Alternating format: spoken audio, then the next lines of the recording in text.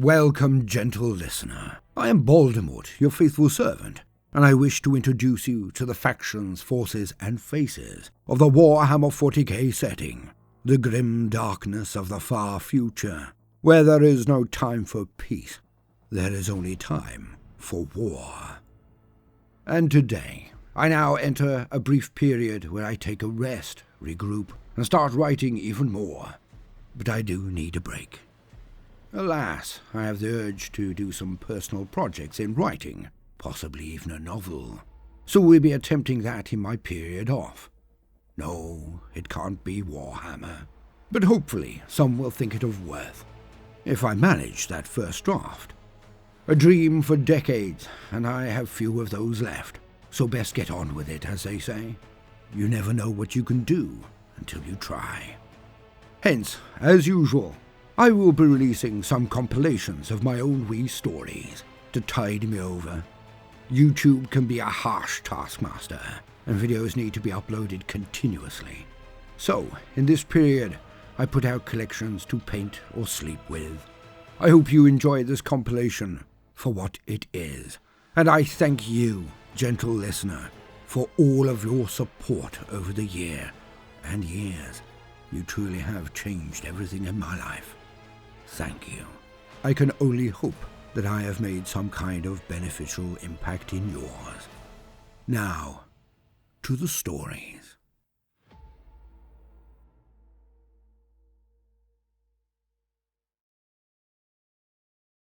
Blood of Steel.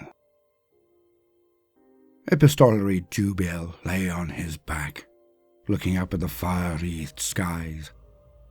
A single tear trailed down his soot-blackened face. With loathing, he felt it slowly creep down his face and onto his neck. He could not move. He was paralyzed. It was a wonder that he was still alive, clinging to the light with a will forged over centuries of struggle.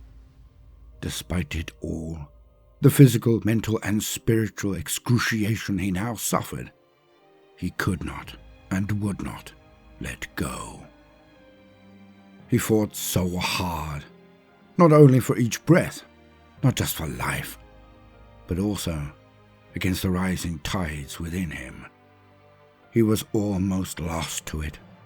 He could feel his sanity slipping away in the maelstrom that were his thoughts. He could hear the hum of a bridge subtly in the background. He could see the flashes of dark and light. He was nearly gone. He held on with the very fingertips of his soul, using all of his last will to resist it. The rage. But this left him unprotected from the emotions that coursed through him. He wept. Not out of fear, not even out of loss. Certainly not out of weakness, but out of sheer frustration. He could do nothing in this state. If he could let go of his control long enough to strike back, he would be lost. But it was so hard to watch what he had, to experience what he had, and to not let go, either of life or of his sanity. But he would not yield. He would never yield. He would not give in and make a mockery of hundreds of years of discipline. He would not die a beaten, howling thing, struggling on a broken hillock, raging impotently as he went into death. The light above was thrown into shade as the demon now towered over him, a thing at least twice the height of a man, its long wide wings curling now around the broken marine beneath him. Its touch singed the armor of the marine as the demon lifted it up, so Jubiel could see properly. Its red face cracked into a leer as it brought Jubiel up to eye level with it. The demon had a struggling figure in its grasp, its red warplate gauntlet slamming into the digits of the demon to no avail. The demon, Dolor Latour, the pain-bringer, slowly brought the struggling marine up to his maw. Like a cat finished playing with its quarry, the demon now pushed Brother Caramon's head into its jaws, and sunk them into his neck. The head came off to be spat out by the demon, as it now raised the corpse above itself like a delicacy, and Dolor drank the blood that profusely shot from the stump. Dubiel thought to hawk and spit in its eye, but he could not. His breath now swift and shallow. If he opened his mouth, only red funnels would come out. He could not. Dolor nonchalantly discarded the drained Brother Caramon like refuse, then brought the epistolary closer to him. So close. Dubiel could smell its fetid breath, even over the stench of death and blood coming from himself. I would take your head, peel off the skin, and place it before the Lord of Skulls. Yet, you are a sorcerer, a vile weakling who needs rely on witchcraft. A son of war turned to cowardice. You are not worthy of his throne. The wings changed angle, and Dubiel slid off them onto the ground. He could not use his legs to stop himself. He could not use his arms to halt the roll. When at last he skidded to a stop under the weight of his own armor, the demon appeared in his vision again, but it then reached down and turned the marine over. Dubiel now looked only down into the dirt, as the demon came in again and whispered in his ear, I leave you here to die slowly, honorously, with the memory of the slaughter of your brothers in arms. And you can do nothing. Taste sodden ashes, little broken dying wizard, as I go to upturn all you believed in so full-throatedly. Dubiel lay there as the demon marched off, laughing. He saw dirt, he tasted ashes, and he raged. But he did not give in. Even now, he closed his eyes. He knew that the demon was right. The horrors of the day shot before his mind's eye. How Dolor fell on them from above, utterly unawares. It was huge, winged, and wielded double blades, one axe, one sword. Brother Castus, the demon's massive sword planted so deep within him, his legs and thighs fell off, while his arms still flayed. The demon then dropped him and stamped on the remains, only retaining the head. All else was smashed to a paste. Brother Vigratus, who ran at the fiend, Balder raging as he drew his chainsword. Dolor ignored the shots, even when one broke a horn from his head. The axe of the horror came down, smashing into the attempted parry of Vigratus.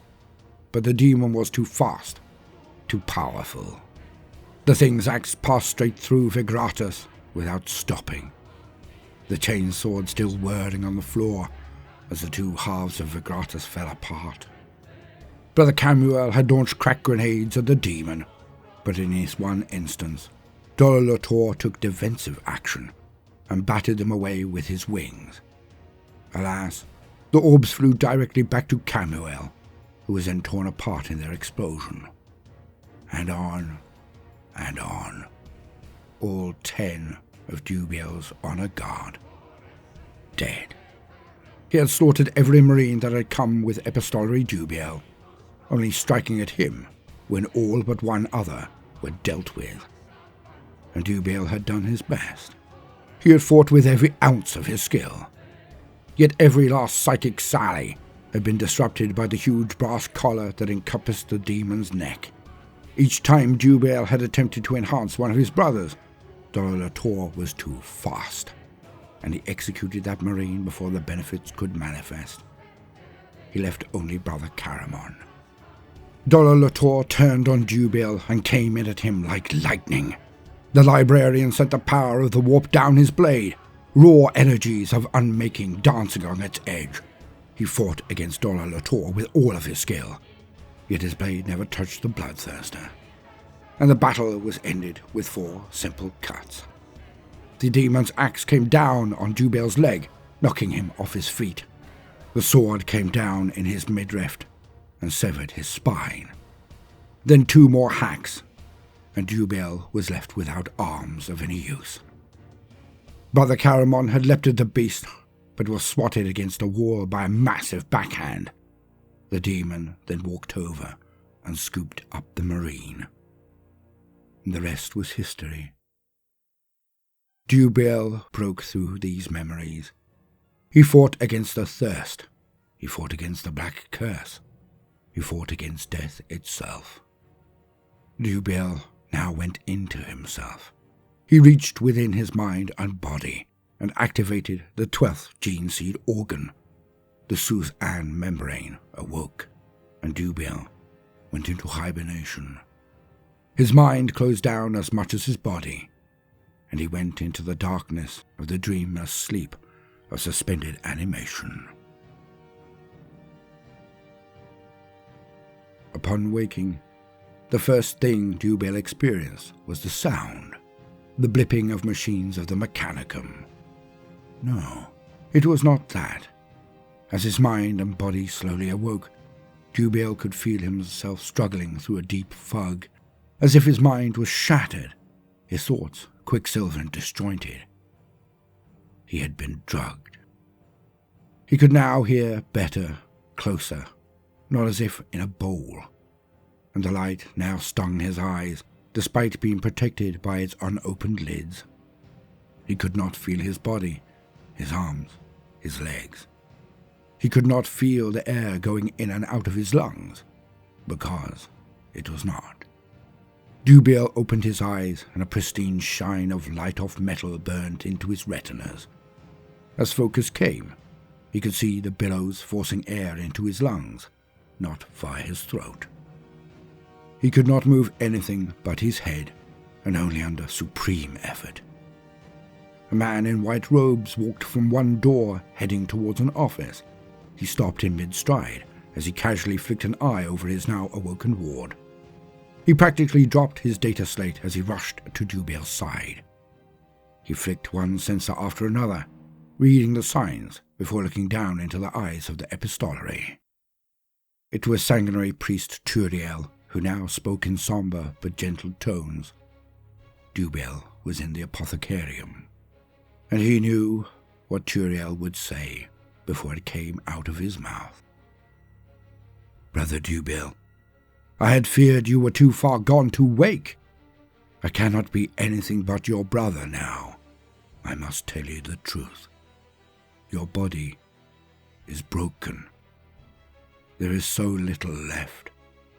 We could rebuild you, but the result? You would be a lumpen thing, more machine than man, forever in pain. And even so, it might not even be successful, and even if successful, it might not be for long. Jubail stared at him steadily, fighting through the pain-relieving stims that deadened his senses. There was something more. There had to be. Turiel had allowed long enough for the reality to sink in, and continued. But you have a choice. I have consulted with the captain. You can either accept the Emperor's peace, or you can accept the highest honor our kind can know. You can be interred. Speak your choice. Wilt thou go to fight on eternally at the Emperor's side in the other world, or wilt thou stay to serve on? And Jubail spoke only one response. I choose the honor. Grant me the method for vengeance. And so, in the next hours, they did. Turiel nodded grimly, then injected more stims into his system. Turiel's face would be the last thing that Jubail would see with his own eyes. He then saw only blackness. It was 3 days later that he awoke fully. As his mind returned to consciousness, he panicked for a moment as he felt water in his lungs, his mouth. Then he panicked as he was assailed by the senses of two forms. One was warm and snug and motionless, surrounded in red. His eyes would not open. His own heartbeat was echoed back at him through the liquids he was now huddled within. Like a memory of the womb, he felt protected. Then the other sensory feed came into his mind, jumped into existence by the roar of machinery outside of his womb, his tomb. And visions flickered before his mind's eye. He heard the hum of the ship, the blip and bustle of the forge, and before him now stood not only Brother Turiel, the sanguinary priest in his finest white robes, but standing next to him was Brother Carnastus in his red robes of Mars. The tech marine, Carnastus, mumbled litanies as he checked over more data screens. It was Brother Turiel who spake first. "Who are you?" Dubel was confused for a moment as he instinctively retorted, yet the sound that came out. "I am Epistolary Dubel of the Blood, scion of the chapter known as the Blood Spears." Turiel nodded and smiled warmly at him. "Good. This is so. Now, please move your right arm. Can you do that?" And for the next hours, they went through checks and tests. Dubel's body was now a thing remade. It was odd indeed, but there was no pain. Not that this would make any difference to him. Dubel was a Astartes. He was a space marine. And he thought to himself about his new form, his new existence. It was like unto the black carapace and the way he felt in his old warplate. When he donned the power armor, he could feel through it, sense from it, like a second skin. And this present sensation was of a similar order, but of a different degree. He was one with the casing that he was now interned within. He could see through its senses, could hear through its auspex arrays. He could feel and touch, and even run. This decision took Turiel and Carnastus off guard, for never had they seen a brother take to the armor with such speed before. Or at least, in living memory. And this is what they told him at test's end. He was now much taller than his brothers, much wider, and Dubel knew it would take ordnance or specialized armature to pierce his new skin. He tested his strength and control, and found he could lift a rhino, manipulate it with ease. Though his hand was now so wide it could engulf a man, though it could crush ceramite as if it were paper. It was like his own. His weaponry activated. He could reach out and touch others with melter or bolt of fire by extending his arm, and instead of ordering his finger to press down on a trigger, he now did so at a whim instead. He was one with every part of this great dreadnought armor. Yet one last thing remained, and neither Turiel nor Carnastus could offer any assistance. Now he centered in his new form and delved within. He looked into his very soul. Dubel calmed himself and reached for that which had always been with him since he received his second heart, all those years ago. For it was then that his gifts were granted to him by the blood of the angel himself. And he reached into the void, and there it was. Nothing had changed. As he opened his mind and reached for the warp, he grasped it ever as easily as he did whilst breathing. He felt his spirit wings and the power of the blood suffuse him. He extended his mind, and a dart of power sheared from his soul. Warp-changed rage honed into a razor's edge as it sailed forward. He was still who he was. He was still an epistolary, a psyker. Both Turiel and Canastus finally satisfied, Dubiel took himself off to the place he had to go. He headed to the bridge. The huge blast doors screeched as they opened wider than they had in decades, and in marched Dubiel into the expansive bridge, heading towards its center. All watched him as he moved fluidly yet ungainly to stand at the foot of the stairs to the captain. Captain Joffiel was stern as he stood and then walked down the stairs towards the new librarian dreadnought. And then he saluted. Dubiel copied the motion as best he could. One arm had no hand, so it was not perfect, of course. For his left arm ended in a hand, indeed, but his right did not. There sat a weapon of surpassing power, more than a recompense for a fist. Captain Joffiel then spoke. "My heart's filled with pride to see you walk amongst us again, Epistolary. This world is lost. We prepare to launch cyclonic missiles." The dreadnought then retorted. "I say nay." Captain Joffiel did not flinch or miss a beat as his right eyebrow shot up. "A matter of honor, brother?" "Aye," retorted the dreadnought, and Joffiel responded. "You know I should not risk such an asset, such a potent and rare warrior soul, let alone that which holds it, a gem without compare, an ancient artifact that may never be replaced. You see my conundrum, Epistolary Dubiel. Make your case." Dubiel then began. "A pity it is not that simple, my brother, my captain. To deal in numbers and strength, munitions and assets. I see thy concerns, thy needs as commander, yet I make one counter. We are the blood. We are the sons of the angel, and we know. What does it matter if we are fully equipped, if the galaxy itself burns around our keeps? What does it matter if we are victorious, if we forget who we are? What does it matter if we live, if we suffer the arch-enemy to lord over us? Down there is a demon who thinks himself the equal of our valor. Down there is a demon who has drunk of the blood and not known an accounting.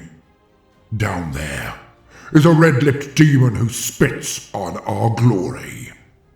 I will go, alone if I have to, but I shall go. For it is the light of Sanguinius himself that shines in my eyes. It is his wrath that now moves me.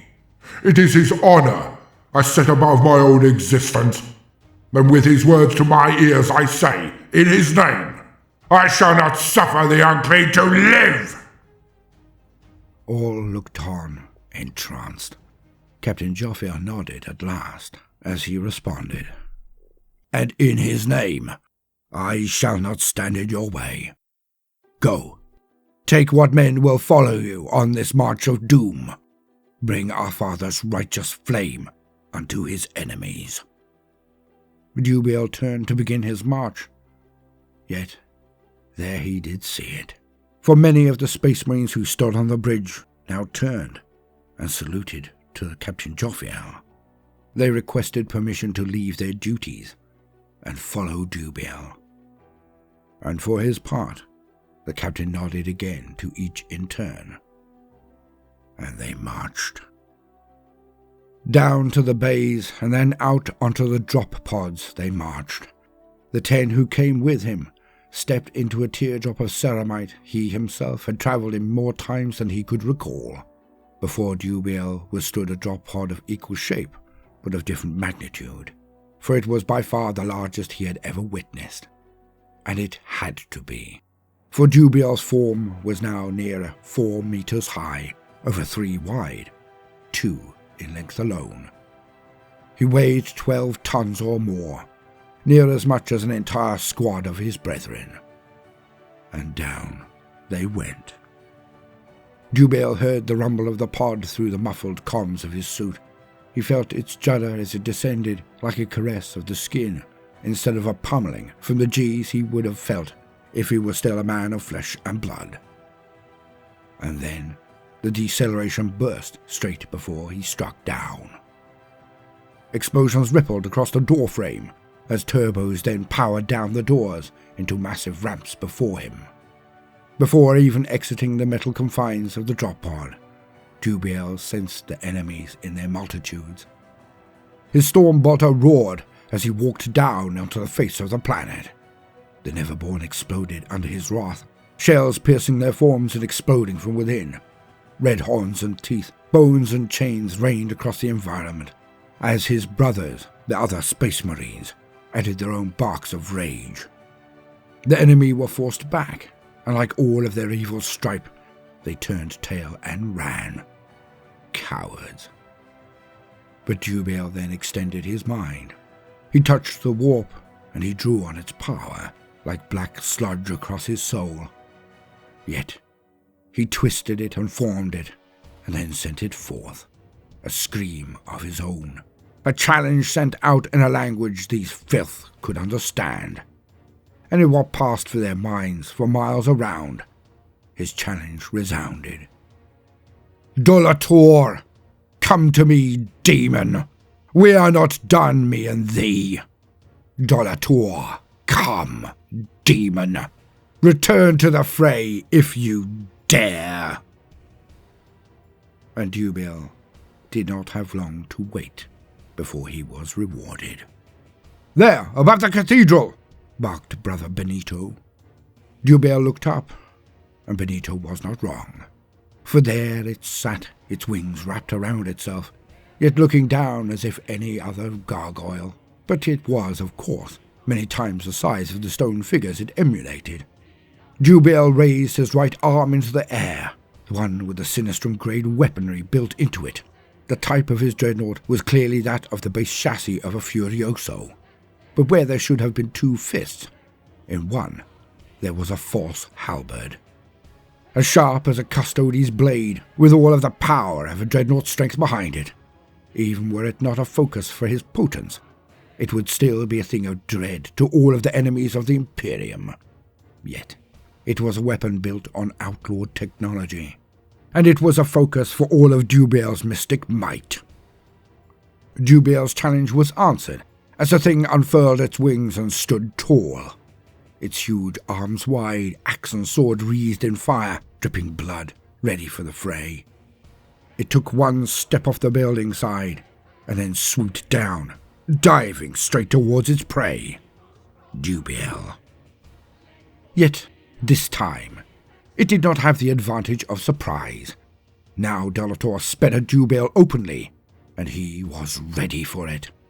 Dolator came down so fast, yet Dubale surprised him to good effect. He grasped the warp and formed it to his will. As a son of the angel, he knew the godly ways, had mastered that which only the angel could teach. He remembered his training in the sanguinary discipline and deployed it now. Dark red blood-hued energies burst from his back and swept into the form of two wings. He beat them twice and launched from the ground to meet Dolator in mid-air. Caught unawares, Dolator could not alter course fast enough, and Dubale slammed his fist towards the being, knowing he would be blocked easily. Dubale was surprised. Where before the demon could sweep such an assault aside with ease, but this was with but the force of an Astartes behind it. Now, Dubale's fist smashed into the blade of Dolator and forced it backwards, cutting into the brass ring at its neck and severing it, the two halves falling away. Fire and lava blood jetted from his self-inflicted wound in the top of its shoulder, and his howl would have perforated any mortal eardrum in its vicinity. Dubale simply turned down his auditory senses. He could gain all the satisfaction he needed with his eyes. He did not need to hear its screams. Dolator nearly struck the ground, only arresting his course by sweeping his wings wide, bringing him to a near stillness. And in that moment, Jubel twisted in the air, ungainly as it may have looked, a limbed square in the heavens, and he unleashed his spear. He called upon the warp again and formed it into the blood spear. Many meters long, it was made from his hate of the scum, and it flew towards the demon as fast as any las cannon discharge.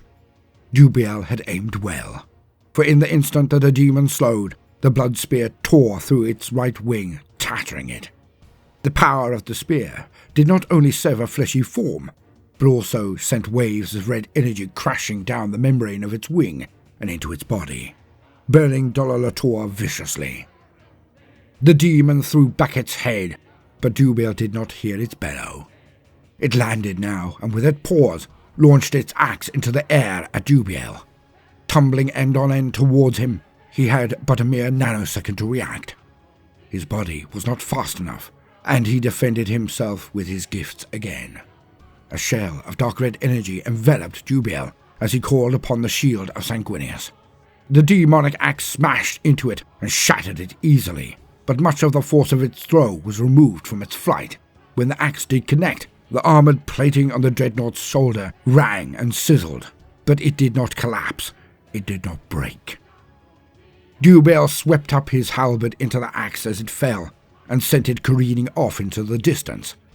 Now the demon only had his sword. Dolor shook his fist at Jubel, his tattered wing preventing him from engaging Jubel in the skies. And so Jubel dove down towards him, guns blazing. Dolor danced sideways to avoid the metal blast, but merely used the bolter shot as a shower to ease his muscles, as they pinged off his demonic hide like a summer's rain. But Jubel did not fly directly towards the demon, just in case it was playing lame duck, for the Marine could not tell if he would regenerate that appendage and use it in the nick of time. And so he landed before the demon. Yet Jubel did not feel that the melter shots were enough to put the demon off his stride. So he reached into the warp again, and he grasped more power than ever before, and he used it. The demon's legs flexed as he seemed ready to charge directly at Jubel, yet the librarian's power kicked in faster, and Dolor went down onto his knees in pain, as the power of Jubel coursed through his very veins and turned them into fire. Hissing came from the eyes and mouth of Dolor as bursts of red mist came from them both. It was the blood that Jubel had boiled under his very skin. It came out wherever it could, yet the demon was not yet done, and feigned weakness to goad the Blood Angel into making a mistake, for no demon of Khorne is ever stopped by mere pain. Dolor took to his feet just as Jubel rushed at him, a smirk now playing on his lips as he lashed out with his fell blade. Yet Jubel was almost his own size now, and definitely an equal in strength. Nor was he slow. In fact, Jubel, despite being in dreadnought armor, now moved as lithely and as swiftly as an unburned neophyte in the fighting pens, for he invoked the last relevant ability in the sanguinary discipline. He allowed the power of the warp to fill him, and it changed his very way of being. It was not like permitting the black rage or red thirst to take over. He was in total control, yet his form acted as if augmented by both of those curses. He unleashed his rage, yet it was the rage of the angel. It was his wrath. Thus, it was clear. Jubel was still in control. This rage was pure. And as Jubel moved faster than anything the demon had ever seen, he landed blow after blow on the sword of Dolor, who moved like the wind in his own defense. Again and again, Jubel pummeled at the demon with his left arm, forcing him back. And at the very last, Jubel feigned caution, a hesitation for a mere split second, as if tired by his burst of fury. And in that second, the demon howled in victory and raised his blade high. And he revealed his own undoing. Jubel stepped forward and struck as fast as he was mere seconds ago. As the demon looked down on his left arm, preparing to block the power fist, it was then that Dolor's eyes widened like plates as Jubel plunged his force halberd right into the midst of his chest. The edges of the halberd tore through the skin of the demon like it was passing through water, and embedded in its very bones. It was then the Jubiel unleashed his power along its edge and down and into Dollar Latour's body, which juddered on the halberd like a fish caught on a hook. With every second he spasmed, Dollar Latour burned from the inside out. At the last, he discorporated, now ashes on the wind, as he was thrown from this plane, banished back into the void. Jubiel stepped back, then looked at his brothers, who were keeping back the lesser demons. They killed with efficiency and purpose, and none would pass their vigil. Jubiel opened comms to the ship above, a message for Captain Joffiel. I now request immediate extraction. Honor has been satisfied. Within the hour, the Blood Angels all stood on the bridge and watched the world go from a red-hued fire pit to a barren, broken thing of dead grey, as the cyclonic missiles penetrated the crust and dug down to the core, then exploded. The planet fell to pieces. Captain Joffiel turned and addressed the men. We have lost another world for the Imperium, but we have not lost our souls. There will be other battles, other worlds, and we, the sons of Sanguinius, will be there. Next time, we will stop them.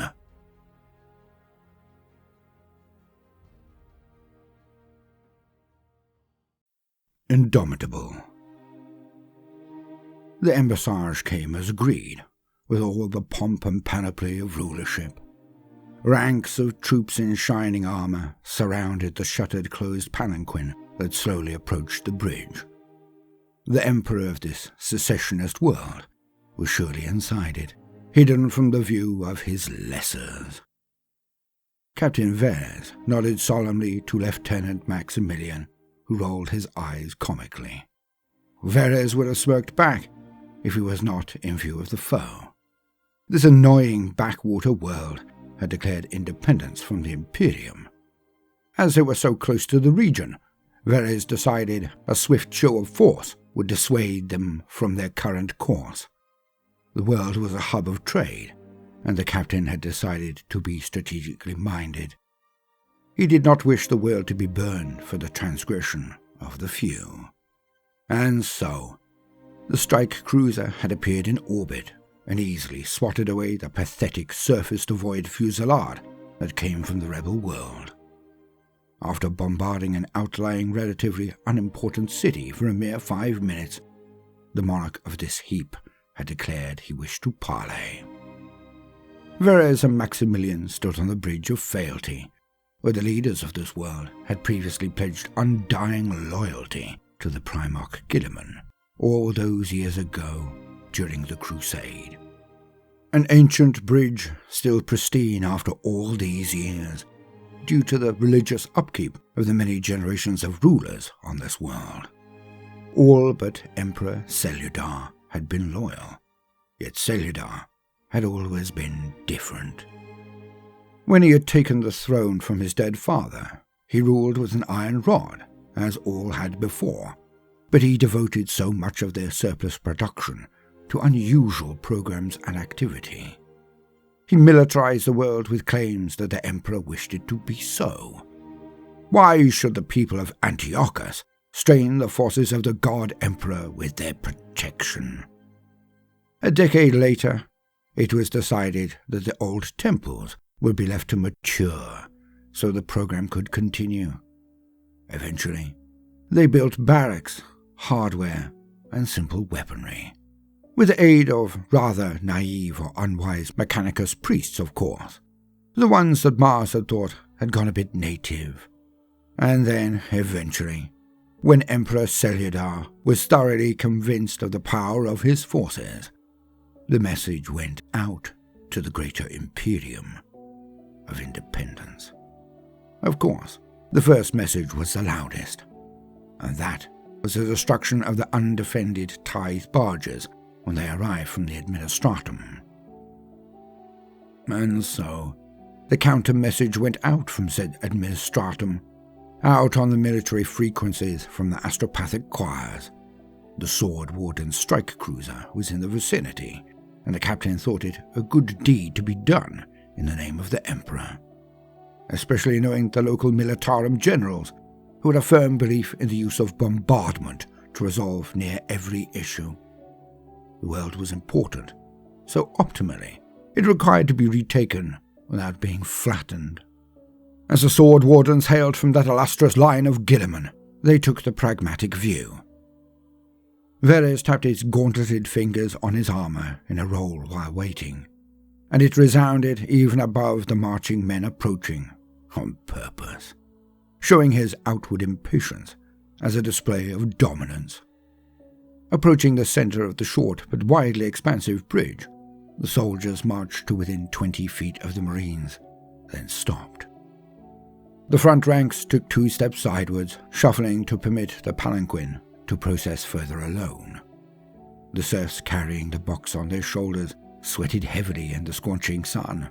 Shoulders hunched under the weight, they looked at the ground, never at the Marines.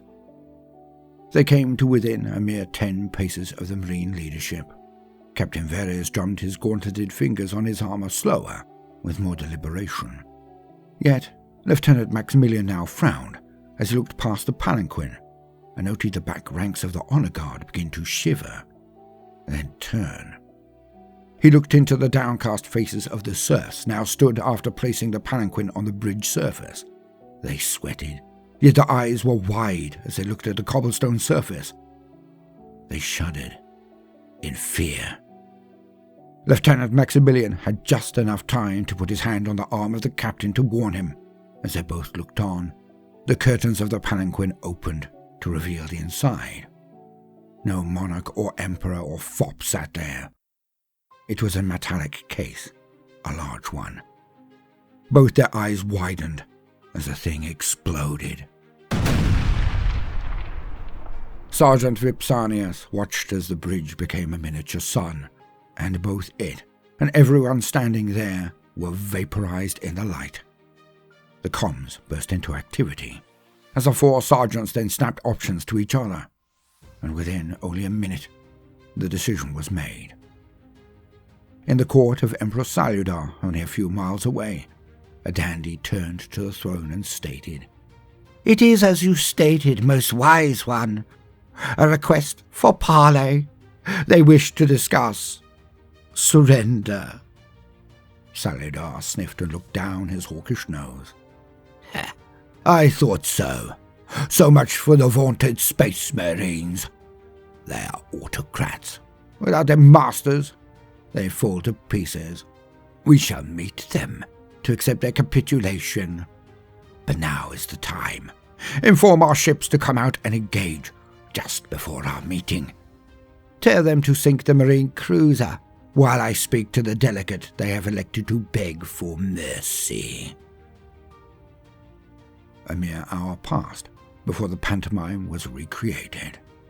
This time, the forces that arrived at one end of the now gaping chasm where the bridge once stood were tenfold. Hundreds of ironclad warriors marched in total unity, in their midst a palanquin, but this time the shutters were open. Saludar wished all to see his magnificence, his magnanimity in victory, should they deserve it, of course. On the other side of the chasm was a single warrior, indistinguishable from any line marine, except for flashes of red on his helm.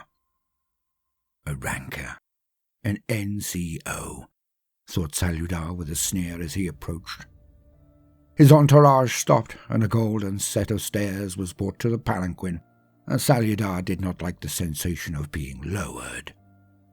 He opened the doors and stood there, breaking the backs of his minions as he slowly processed down the golden stairs to stand at the cliff side. The Marine stepped to the very edge and undid his helm, taking it off in one fluid motion and placing it under his left arm. He said nothing. He just glared. Saludar was peeved at it, but he spoke first. practically shouting to get over the 50 feet between the ledges. "I am Emperor Saludar the First. Whom do I address, and why do you request my presence before you, soldier?" He smirked as he looked across at the single Marine. "I am Sergeant Vipsanius, and I come to discuss surrender." Saludar gave a deep sigh and then projected. "Nothing but unconditional will suffice, Marine." "We concur," said the sergeant. "Strike your banners, and I'll call it a day. Obviously, you and your command staff will be executed, but your fighting men will be given clemency if they disarm immediately." Saludar stepped back as if struck. He clenched his fist at his side, and his face reddened in embarrassment and rage. "What is this lunacy?" he screeched. "Your last chance. You see, Emperor, the captain was very popular. You've actually managed to anger the men. I'm not sure I can control them if this continues," stated the sergeant flatly. With spittle frothing at his mouth, Saludar screeched, "You'll regret this impudence!" Vipsanius shook his head and stated, "I now regret giving you the choice." Saludar twisted and raised his fist in the air, punching upwards in rage as he shouted, "Kill him! Kill him now!" Sergeant Vipsanius shouted across, "You have 2 minutes to live!" The Emperor capered and screamed, "You have less even than that, Sergeant!" As 2 lines of fire and smoke launched up and now rushed towards Vipsanius. Missiles. The sergeant donned his helm with a snap, then turned and ran.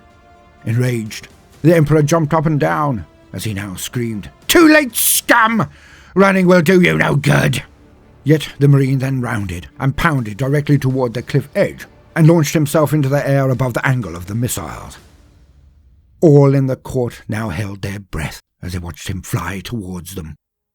Saludar took 10 paces back, bumping into the front rank of his guard. Yet all let out an audible sigh of relief as the Marine fell and passed below the cliff edge on their side. It was only 2 seconds later that all began to look at each other in confusion as they heard rumbling and scraping. The bravest of the guard walked towards the edge and immediately trying to run in shock, but his leg was caught by a power-armored gauntlet reaching up from the cliff. The guard was now unceremoniously tossed into the gulf as the Marine now pulled himself over the ledge and drew his power sword.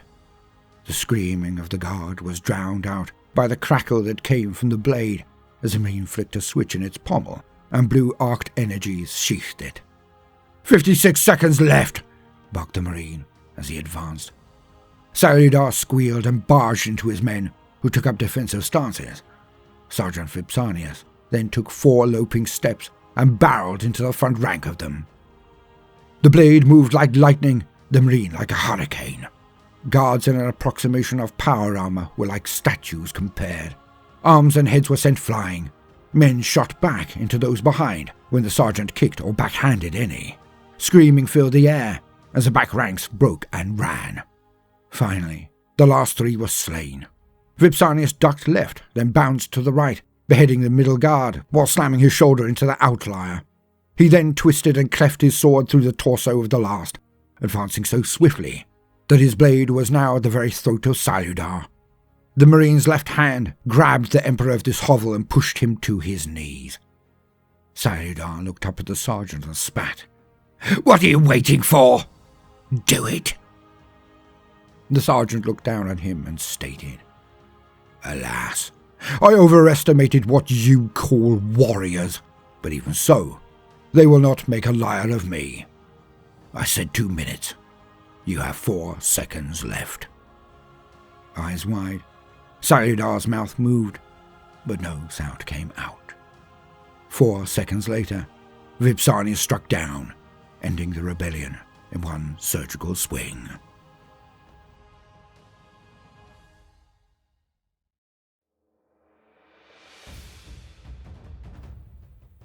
The soulless legions had come to our world. We had held out for as long as we could, constantly withdrawing before them. We had no choice. If we did not, we'd have nothing left to face them here, now. These horrific Xenos raiders were no raiders at all. We thought this would be the usual. Come in fast, destroy and steal as much as they could. Then when the Navy appeared, they would run. But this did not happen. They were not here to raid and run. They were here to utterly annihilate us, every last human on the planet. Because they told us this. They gave us 24 hours to leave their world. Of course, this was impossible. But then, so were the Xenos. They were impossible. Everything about them was impossible. Their metallic bodies, their uncaring eyes, the way they would be blown to pieces, then simply get up again. We could knock them over easily enough, but they never ever stayed down. Their small arms could tear a man to pieces. It was like they fell apart. But even our heavy armour, our Lehman Russes, their line infantry could strip the protective layers from them. With enough of the Xenos concentrating their fire, they could strip the walls from a tank or building. Nothing and no one was safe from their green rays of death. They forced us back time and again. So, without choice, we withdrew to the city. 10 miles of buildings, alleys, rubble and craters. Here is where we would stop them, or so I prayed to the Emperor. But in reality, we lost half of this entire city in one day. One. Their phalanxes of marching metal legions we could bring down, could slow them, if not outright eviscerate them. But they all got up again. Even so, we were holding them for a time. Then they upped the stakes. Deadly dark sickle-shaped fighters tore through the air, strafing our lines, to then be replaced by their own version of sky bikes in large packs, hunting our lines for weaknesses, coming down on any outside of cover, and wiping them out. Their bug things came at us in waves, erupting out of the ground and streaming over bunkers, consuming everyone inside. Few weapons could halt such an avalanche. Flamers worked at points, but they were few and far between. But it was their huge spider things that really made the difference. At the head of every new phalanx of their warriors was now one of these scuttling terrors. It was massive, larger than a dreadnought, but with heat rays that swept the battlefield, and anyone struck by them burst into flames. Anything else was melted. Anything. With these monsters at the front of their lines, reflecting fire off their strange Xenos constructs, we could not get to the columns of metal men behind, and they pushed into the city in a dozen directions. We could not stop them. The Soulless had come for our world. Yet, this was when we received the glorious news. The Emperor, he had deemed us worthy. He had sent his angels of death to save us. The roar that came from my men was the most honest thing I had heard in days, since this had all began. But I was reserved. I knew that there were only so many angels in any chapter, and this, where we were, it was a backwater city, hardly worth fighting over in comparison to the hive cities and manufactorums. So I was more surprised than anyone there when the comms officer practically leapt from his station in adulation. They were not ignoring our plight, even out here. They had sent support. The roar of adulation died in the throats of my underlings as the scanners came back with the exact number of our supposed saviors. They had sent 3 vehicles to help. Only 3. And these were not land raiders filled to the brim with Astartes. These were not repulsors, likewise packed with Primaris Marines. Scanners stated that they were 3 support vehicles. Light transports, perhaps. I stood up and straightened my uniform, picked off pieces of lint. I was fully expecting the 3 vehicles to speed towards my command hub. I fully expected them to come out and instruct me on how to best deploy my battered men, or tell me to keep the faith, then move on to their real target. Yet, as we watched, they sent identification symbols and requested permission to engage the enemy. They did not stop at my command HQ. They sped straight towards the front. I ordered agreement for them to engage to be sent, then sat down again, watching the drama unfold. We had links to many picked capture devices all over the city. We followed them as best we could, and they were amazing. They did not touch the ground, and this made them seem fleet indeed, for they turned corners as if in fighters, swept across the city streets like apparitions. All hollow displays and scans were then linked to the Marines' vehicles, and they went to work. They did not barrel into the enemy like madmen. They were like surgeons, and this was their operating theatre. The first the enemy knew of their arrival was when one of the gladiators turned a corner and punched out 3 shots from its main battle cannon as it swept across the road and back into cover. With each shot, one of the huge spider things exploded. Well, the first 2 shots did this. The third shot always seemed to hit the last target in a leg, tearing one of them off, and it dawned on me when this happened twice more. The third shot was designed to cripple, not to kill. In this way, the enemy could not fire back at them, as the third damaged Xenos monster struggled and fell. It gave the tank that couple of seconds of grace to make it back into cover. Fast-moving Xenos flying things darted off after the gladiator, but as they turned a corner to get it into line of sight, one of the other gladiators was sat in wait. It opened up with a totally different type of weapon, a huge gun with rotating barrels that shot unfathomable amounts of bolts into the hunting Xenos. It tore them to pieces, one and all, then swung about and repositioned. With the lead Xenos heavy assets burning, the phalanxes of infantry behind were now Grok's dung. My men raised out of their hidden defences and poured fire into the blocks of silvered scum. And they did this again and again. But it was the last one, the third gladiator, that did the unthinkable, the impossible. The Marines had crushed so many of the Xenos that they threw their toys out and went for one almighty push. At the fore of this thrust was a strange, floating monolithic block of metal with weapons on it. My men tried their best, but even our rare plasma weapons bounced clean off the monstrosity as it loomed over our lines, slowly pushing forward. Then, that third gladiator came out of nowhere, punching straight through the side of a building, and it ended a handful of yards away from the beast. Then, the gladiator unloaded everything it had into it. And merciful Emperor, I could scarce believe. The lasers from its turret tore into the outer defences of the monolith.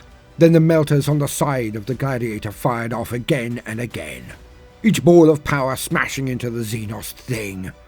And, by all that is holy, within 3 seconds, the Xenos behemoth, it was gone. The gladiator fired into the lines of troops behind, then twisted on the spot and darted off in another direction. Over the next 4 hours, I watched as the 3 tanks, just 3 of them, tore the enemy to pieces. At dusk, the Xenos gave up the game and packed a hasty retreat.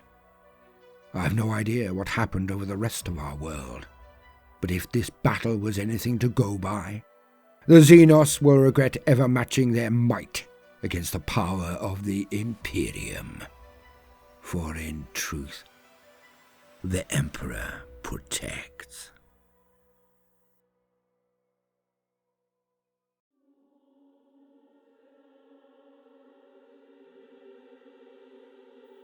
Red. Everything is red. Our armor, our weapons, all is red. The skies, they bleed. Scarlet clouds drip blood on everything in view. On us, the enemy, the land, the sea. We believe they do this on purpose. Somehow, the enemy knows of our weakness, our flaw. We are not only in a battle for our lives, but our very souls. Alas, I am one to whom the flaw is strong. I can smell the blood. I can practically taste it. Even inside of this cockpit, I can. I must resist. It is why I am here, not out there, where I should be, standing in the lines. The last time we faced them, I near unmanned myself. I was so close. Shuddering in the fits of rage, prepared to tear off my helm and run into the enemy and lash out with fists and teeth. All I wanted was to grab them, bring them into my embrace, and drain them dry. But they do not have blood. We know this also. Whatever they are not who we were expecting. The Cygnus campaign. The War Master had sent us, the mighty Sanguinius, and the Ninth to end the matter. For we were told that the most foul of enemies had not been destroyed. Somehow, the Nephilim had endured. We Blood Angels slaughtered them when we met them. The White Scars, led by the great Khan, they had found the Nephilim's homeworld, had rained death on the cradle of this evil. And so, we thought that they had been exterminated. Yet the War Master stated that this was not so. That they had invaded the Cygnus system and brought all of our people, all of humanity there, onto their knees. The Nephilim were filthy Xenos who gained sustenance from the prayers and adoration of sentient life, and they picked humanity as their lunch of choice. A mistake we punished them for. We thought them dead. But when we got to the Cygnus system, there were Xenos all right. But they were not Nephilim. Strange, cavorting evils, hordes of them who had twisted the mortal population to their wills. Similar, but not the same as the Nephilim.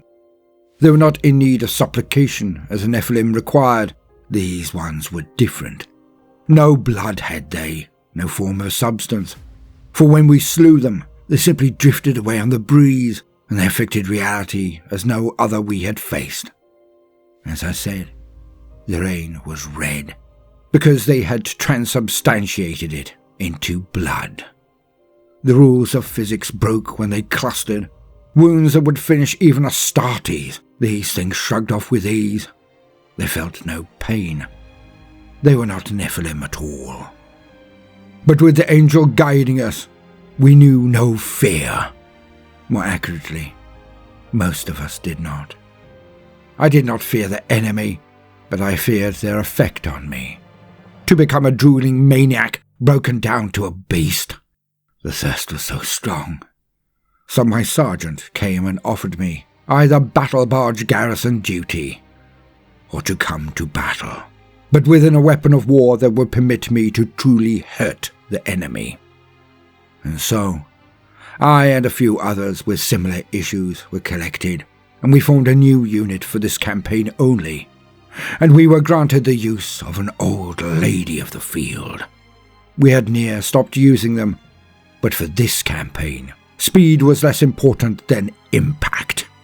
And so, they brought out the old Kratos battle tanks. I was given command of this one, and I never regretted my decision. Far better to be encased within this majestic tank than to be held in orbit on the barge, and, by all that is just and right in the universe, we brought vengeance down on these foul Xenos filth. The campaign was costly, but when we hit Cygnus Prime, it escalated so much. Where before we faced tens of thousands of them, Xenos and their human puppets, here we faced entire tides of them. Hundreds of thousands of frothing madmen and women mixed amongst these alien filth. And there was nothing like it in all of my experience. As we advanced, the blood rain began again, punctuated and illuminated by streaks of red lightning crashing amongst our lines, frying some of us that were in the air, and before long, the blood that fell down was not only their horrid simulacrum, but the very life's blood of our blood angel brothers. For these Xenos had a dizzying array of forms and functions, chariots that flew in the air, discs that carried mad sorcerous beings that melted and twisted all before them. And our Dawnbreaker cohorts, our Angels' Tears and Assault Marines were dropping from the skies as they engaged the airborne filth. Like a fresco from myth, our angels fought against what seemed to be demons in the skies. I had to concentrate on what was before me. The line was buckling. They needed immediate support. And for the life of me, I cursed this old lady for her lack of momentum. But when we got within range, I ate every last word. For this was where she shined. The line company was on the verge of being overrun when we finally ploughed into range. Our sister Kratos tank reached out with her las cannons and melter blast gun, slamming into a column of enraged megabeasts that threatened our line.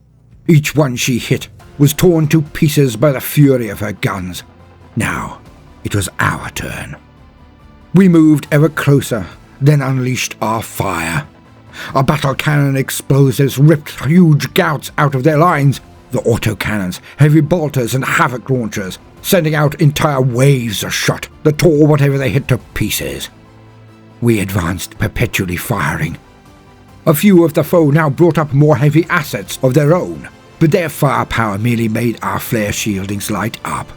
Our sister tank melted one after another of them, as we kept the foot rabble back. We did not slow or stop. Now we were here. We formed the spear tip and pushed into them hard. Behind us were Spartans filled with Terminators. We would not be overrun even if our ammunition failed us. And we went on like this all day and all night. It was one of the hardest engagements I had ever fought. But inside our Kratos, it was one of the most satisfying I had ever participated in. Surely, with weapons such as these, we will cleanse this galaxy. We will slay every last enemy of humanity.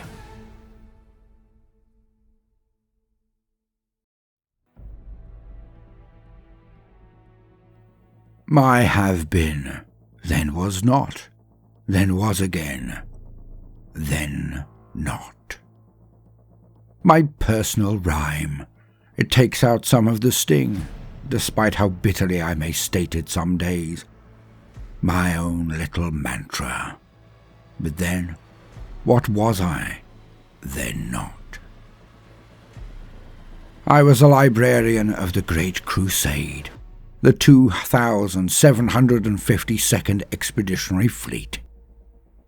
I am of the blood, a son of Sanguinius.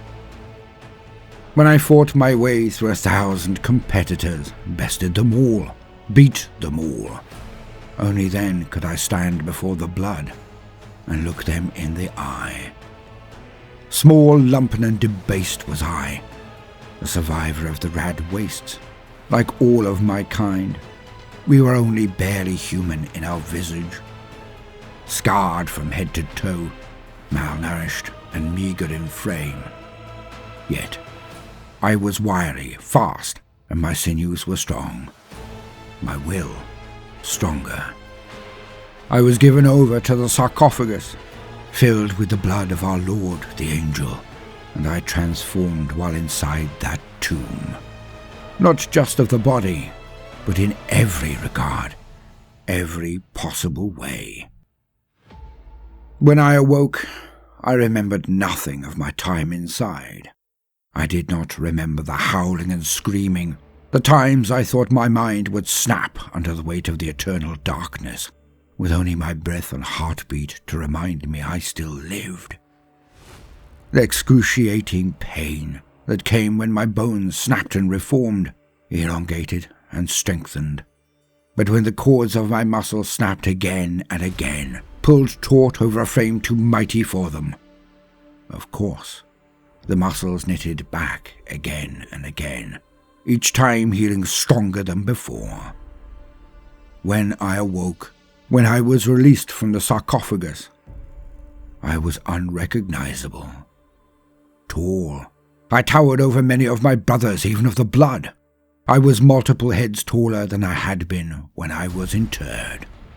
Godlike, my flesh was like marble, my hair lustrous and golden, and my countenance that of an angel. But this was by no means the most dramatic of changes, even so. For something had been gifted to me by the blood that was rare even amongst the Astartes. The power of Sanguinius coursed through my veins, but it also elevated my very soul. I was now able to touch the beyond, able to witness the other realms, able to hear the minds of others. I was bequeathed power the like I could never have dreamed even existed. And this was not hidden or chided, nor reviled or repudiated. Then it was seen as a gift. I took the oaths and worked ever as hard in my training amongst the blood as I had upon the irradiated sands of Baal. I earned my second skin, the black carapace. I worked for the right to carry the Volkite, then, as the crusade went forward, to wield the bolter. I must admit, I found the bolter the lesser of the two weapons at first. Yet it was swifter to fix and clean, the ammunition in more ready supply, and it was sturdier. For the rare occasions when the enemy weathered the storm of our ire and managed to get in close. Of course, this did not save them, any of them. For we were Astartes of the legions of the Emperor, and none could withstand our wrath. Eventually, I joined the Librarius and was trained in the use of my abilities, to hone them, enhance them, make them work for the men around me. My brothers ever glad to have me amongst their number in any campaign. Yet, back then, we were so ignorant, so naive. We did not know what this all meant, not then. We were like children playing with Promethium, is what I was told later. The 1,000 sons who were allies of ours, along with the sons of the Khan, the White Scars, they worked with us to form the orders and disciplines which we could use safely. We were not to know what was to come. And eventually, the fear of the witch, the unspoken terror of the wizard, reared its head. For the 1,000 sons and their Primarch, Magnus, they were not careful, they were not cautious, and they were not quiet in their estimation of their abilities over others. And eventually, for my part, I felt it was all driven by jealousy, that those Primarchs and legions without the gift were smarting, and thus they took out their vengeance upon the rest of us. The road was straight, their logic simple. How many enemies had they witnessed using the powers of the warp to enslave and annihilate? That all done with this power was corrupt and would besmirch the soul of any who wielded it. The use of the weapons of the enemy were not viewed as clever nor cunning, nor even wise. They were seen as a blemish, and the resentment grew until finally some of the sons went to the father, and then all were gathered together. For the Emperor summoned all of the Primarchs to the Council of Nicaea. and to the surprise of all, the Khan did not attend. The angel was outspoken. The Red King, Magnus, was derided and accused. The final upshot of the council was simple, stark, and definitive. The Librarius would be disbanded and disbarred. All who had the gift were told to restrain themselves, to cut themselves off from this part of their being. No psychic powers were to be used ever again. We of the Blood Angels did not argue. We did not rebel nor even grumble. If the Emperor proclaimed this the wisest course, and he was supported by our own father, the Angel, then who was I to resist their wisdom? And so, we were separated and our order broken. Our weapons would now be only the blade and bolter. Never again was I to touch the other world. Never again was I to use the power that I had inherited from the Angel, who had inherited it from his own father, the Emperor. I cannot lie. Many of us had difficulties with this. But we did it. Though it felt a burning hole in our souls, though it was akin to tearing out our own eyes or filling in our own ears, we did as we were bid. And we returned to the battle companies and chapters as line marines. An honor beyond belief, of course. Our greatest calling, our only use. To make war on the enemies of the Imperium and to die in the service of humanity. It should have been enough. For me, it was. I missed my old ways, my old life, but I did not mourn it. Not at first. I did not understand, but I did not have to understand. The Father had proclaimed this. The Emperor himself had given the word. Who was I to defy the perfection that was my Lord's? So I was, then I was not, a librarian. The chaplains were born, and every month I met with mine. A rank created purely to make certain that no psychic powers were ever used. My watchdog was called Misaro. He was curt, treated me like a criminal in remission, not a brother, if I can be honest. The lectures were endless, the meetings tedious, but I adhered to the law. Eventually, I rose through the ranks of the blood, still never once touching the power, never using those gifts given to me by the blood of the Angel. I was always one thing above everything else. I was Astartes. I was a space marine. Thus, I rose to the rungs of command, past sergeant, onto opte. But in all of this time, I still worried, as many of us did. The Emperor had sent the Wolf Lord Russ to destroy the Thousand Suns, and when they did this, many of us of the Librarius, well, we thought they might clean out all of us. Well, we feared it, yet we believed in our Primarch. If nobody else would, Sanguinius would stand for us, surely. And then, within the time of only a few months, it all changed again. I was not in the force sent to Cygnus Prime, but I, like all of us, could feel the change from that campaign onwards. For the Primarch had been bested by a being that none could state was a Xeno alone. Denizens of the warp. We assumed that they were like any other alien. It was merely that they were from this other dimension. No different to hunting any predator, animal or foe.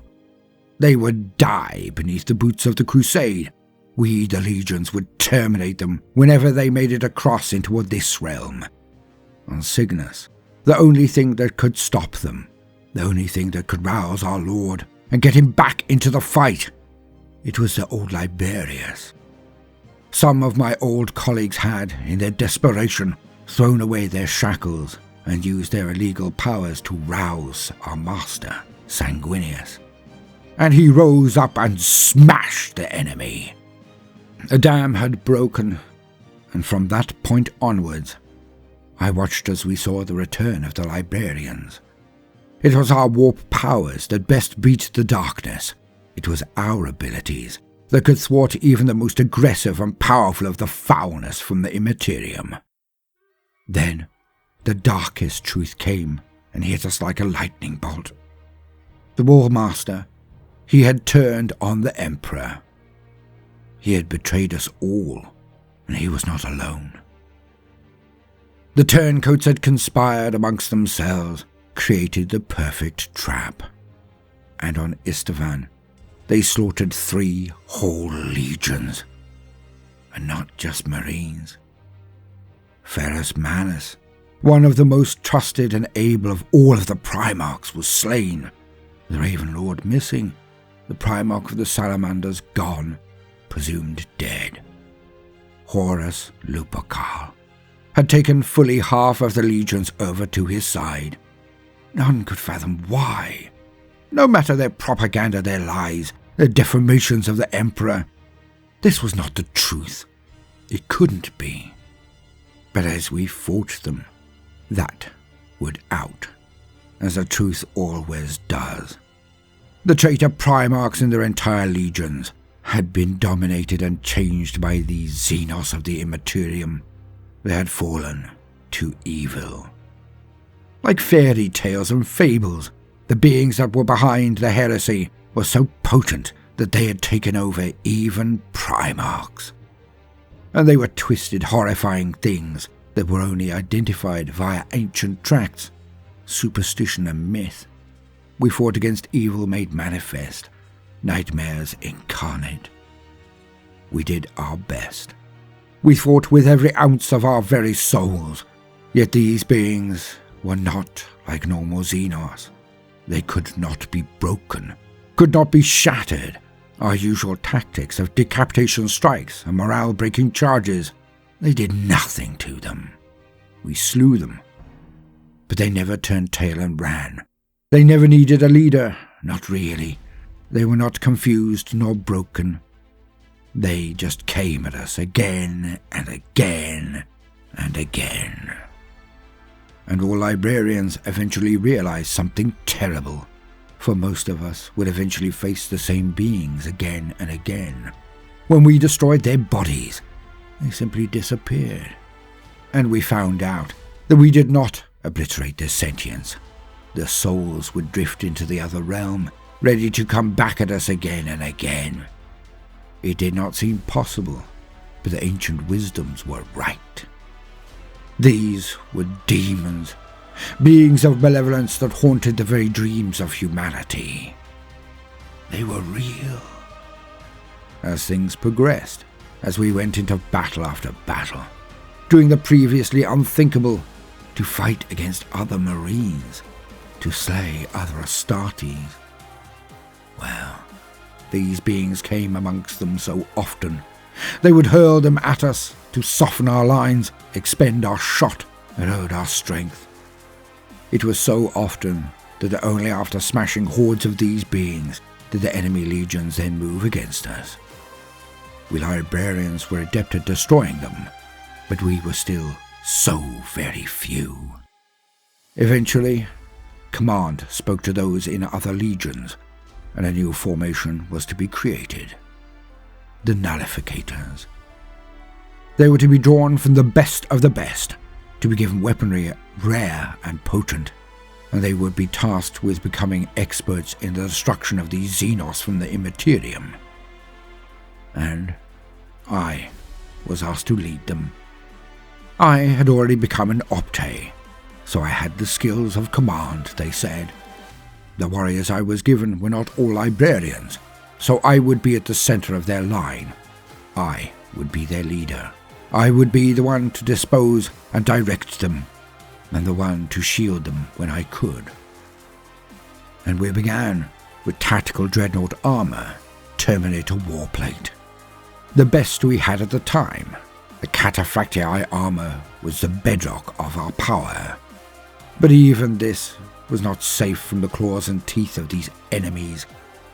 So we developed and changed, always trying to find the technological answer to a matter that turned out to be purely spiritual. We used thunderhammers and power fists, but they were not as potent against these vermin as they were against any other adversary. Despite my men being veterans of many campaigns, talented and able, they still died in their droves. If the old ways told of their existence, then surely some of the old ways might hold the key to their defeat. So, we librarians and nullificators hunted through dusty tomes, drew information from any source we could. Eventually, we were told to daub our armor with runes and glyphs from ancient days and dead cultures. Ignorant religious superstition became our trade. Ever trying anything to protect ourselves and enhance our ability to destroy them. I lost so many of my men, as there was no way to check anything outside of straight combat. And this was so very, very costly. Each glyph and ward crumpled before the enemy. Every scrawl was useless until proven. So few of the writings of the arcane or esoteric were anything more than pure fantasy. But there were some. Our tech priests and tech marines came up with new weaponry, at least to us, the most prescribed of the old. We developed Volkite weapons that were to be used in melee, the burning power at least semi-effective against the enemy. Better than nothing. Certainly better than our previous equipment. And by painful trial and error, we formed the hexagrammic wards. The runes that would eventually protect against the worst of their powers of the enemy. They were not perfect, would not shield from all, but did at least protect against the lesser, smaller warp xenos. What we all now accepted were actually demons. Our armories gave up their goods, and toxiferin flamers were also released to us. Even the most prescribed of all weapons were ours to use. Disintegrators.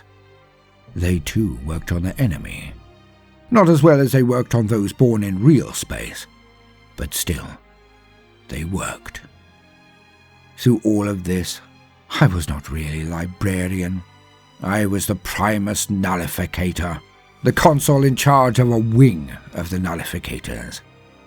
Hence, as a librarian, I have been, then was not, then was again, then not. Even with all of our powers, armor, weapons and training, experience and ire, we lost so many in each and every battle with them, yet we endured, and now we slay them in their very heaps. But that is all the past. I prepare my men. We're heading through the ruin storm. The Emperor lives. We go to meet him. We go to return to Holy Terror, to defend the Emperor from his sons and theirs, and that which they bring with them. All of the horrors of the pit. I can only hope that my nullificators will give a good account of themselves, and of course, that I do too, as we go to break the siege of Holy Terror.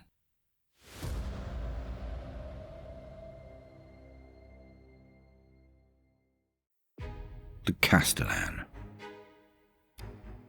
We were all accosted by the rancid stench of heresy the instant the landing ramps came down on our drop pods. We could see it in the foul twisting of statuary, the overgrowth of mosses and lichen with patches of fungi, like a tide of green creeping up from the roads and avenues, as if nature was reclaiming its own. But we all knew there was nothing natural about any of this. The previously beautiful walks and avenues were swallowed in this dark green mire, the glory of the Imperium's most devout labour, suffocated in slime. We spread out in a holding pattern and took cover amongst the many archways as I viewed the chevrons on my display. All was progressing apace. Squads under sword brethren Habermann, Vogelstein, and Kleinman had burst from their many drop pods and instantly assaulted the locations they had claimed. I, Castellan Gunther Binrick, oversaw proceedings. My guard, sword brethren Drachman, Grunberg, Hohenheim, Junker, Klinger, Ostermann, Vort, and Walder were primed and ready. I sprang from my position and rushed forward, rolling through a thick door to slam into cover. My brothers did likewise, ducking and using every shadow, archway, column and wall to obscure our numbers, to cover our advance. Stub of fire slammed down to fill the courtyards we crossed. Few of us were even clipped by their bursts. None of it penetrated our power armor.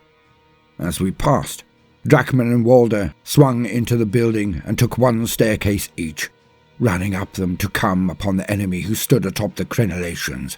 The sounds of crackling power and whirring chainsword haunted us as we rushed on. They would clear the palace within minutes. Vort and Junker took after me as I was the spear tip. Grunberg, Hohenheim, Klinger and Ostermann, the second wave, firing up at those above with their bolt pistols. Each shot a kill, each kill another given the Emperor's peace, his purifying end. I rush on, coming across a small unit of traitors. As I cross in front of them, I continue. The unit of scum raise their lasguns on fire into walls as I pass, but even Vort and Junker ignore them and keep a pace with me. Grunberg and the second wave plough into them and slice limbs from torsos, heads from shoulders. The entire thing lasts less than 4 seconds before they are off after us again. A score of guard dead in their wake. I briefly focus on my heads-up display and confirm all is still proceeding. Haberman and the others have taken their locations. They are now fending off counter-assaults, but are, as expected, doing so with ease. Vort and Junker flank me as we hit the largest open-air square. Barreling forward, we outpace the reactions of the defenders yet again. 2 positions fire crack grenades down at where we should have been, if we were cautious, if we were not Knights of the Blade. Shards of broken marble explode behind us as lines of fire also attempt to follow us, but we are too fast. We are through the doors to this keep without even breaking stride. Vort and Junker now break left and right. Vort is under fire as soon as he smashes through a side door to our left. Screaming issues from there, as he hits the enemy with his chainsword, making bloody bits of them. To the right, Junker fires up his power sword and hacks through a door to much the same response. They will not stop my brethren. Their stubbers are too weak, their reactions too slow. They do not know where the weak points of power armor are. They will not stop my brethren. And already, Grunberg's wave are here.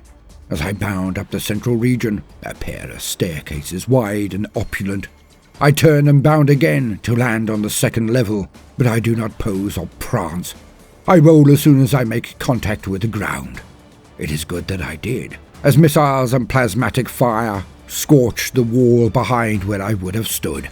And inside are over a dozen specialists, warriors who wield mighty firepower, yet in their hands they may as well be slings with stones. I do not stop my roll as I come up next to the end of their lines. I take the head off the first as I rise, gutting the second as I walk down their line. A few have wit and finesse. They train their weapons upon me, but I backhand slap one of the scum between us. He is jettisoned back into them, and they are bowled over. I dive into the air and come down on them, sword swung with precision. None of them have heads when I move to finish the last. I duck a plasma blast, twisting and rolling backwards away from another missile. It strikes the wall, but it is closer, so gouts of stone and rubble fill the air, blinding my foe. I give them no quarter. I slide across the ground and slice off 3 pairs of feet. Their owners fall to the ground screaming. I raise and unzip 2 more, one from groin to chin, the other from breastbone to thigh, my sword passing through muscle, bone and uniform with as much resistance as air. A master-crafted blade for a master bladesman. All of the scum are dead here now. I notify the sword brethren of the other squads to initiate the next stage of the attack. They continue to their secondary and tertiary objectives, and we move on. We always move on. This is a shrine world, and we will never falter, never rest, never stop. We will never stop. until we have cleansed and purified every system around every star. We are the Emperor's wrath. We are his vengeance. We are his eternal crusade.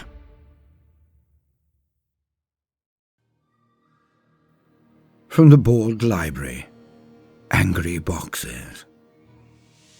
It had happened again. Castellan Bervold sighed as he strode to the Black Gates, two massive fortifications that were the centre of his defensive position, one that he despised, of course. Like all of his sword brethren, he wished to be out there, in the thick of it, bringing the Emperor's justice to the scum who surrounded his position. Oh, they had attacked again and again, but each time they were easily repulsed. On the fourth assault, the Templars did not even bother to fire down on the hordes that came at them, and they practically permitted the foe to bring their siege ladders to bear. But all knew these scum would not be victorious. As elements of the mob would reach the parapets, they were slaughtered by the swordsmen of the Black Templars. The most deaths that had probably occurred that day was from the idiots who had made it up the ladders, then falling down on their allies. Alas, the gambit had failed. The enemy had stopped attacking their position. They merely waited out the Templars. Fabian tactics, one would presume, thought Bervold. Strange that such an unwashed mass would be able to, by accident or ingenuity, stumble across one of the oldest strategies in the book. To not attack the foe directly, but to stay close. Always threatening, but never engaging. Hence the Black Templars could not sally forth and reposition, nor could they defeat the enemy. It was a waiting game as far as the enemy were envisioning matters. They seemed to believe that the Templars would simply leave as soon as their consumables and water were all used. Yet the Templars were awaiting one thing. It was not food or water. Well, not in the conventional manner of things. And Castellan Bervold was impatient with the delays. The event he now went to break up did not help his state of mind. With a flick of a dial, he had summoned the Tech Marine, just in case. But he started anyway, in the hopes he could resolve the issue alone. Bervold now jogged a little as he saw the line of warriors approaching the gates, and seemed to be ready to barge through them. These warriors were particularly truculent, so he had to be forceful. He now approached their head and leapt up onto a pile of supply containers to give himself the elevation to be seen by all of them. Not that they needed that, of course, but it was his only dramatic flair. "How dare you neglect your posts? How dare you prepare for battle without a word of your lord, with your weapons spent and your power diminished so? Do you think any of us here wish to delay? Do you think any of us here do not wish to cry havoc and bare our teeth in the snarl of war? Yet we wait for the right time, when our hackles are up, but when our weapons are ready. If I were to allow you your head, to open the doors and permit your onward rush, how do you think this would go? How long before you are covered by the foe and brought down by their sheer numbers alone? Even thee are not proof from bodies blocking your path. Even thee can be stopped if the foe finds your weaknesses. Even thee can be stopped by the inglorious enemy dead, stuck amongst your tracks and treads. So now I say to thee, my brothers, patience. We will take our vengeance, but it will be when I say it is time. Not 1 moment before, not 1 moment thereafter." The line of 4 vehicles seemed to shudder and spew even more black smoke out of their ports. An indicant of rebellion is what Bervold thought. Yet it was a last show of dissatisfaction alone. As one, the land raiders turned and slowly moved back to their holding areas. They retook position and closed down their engines.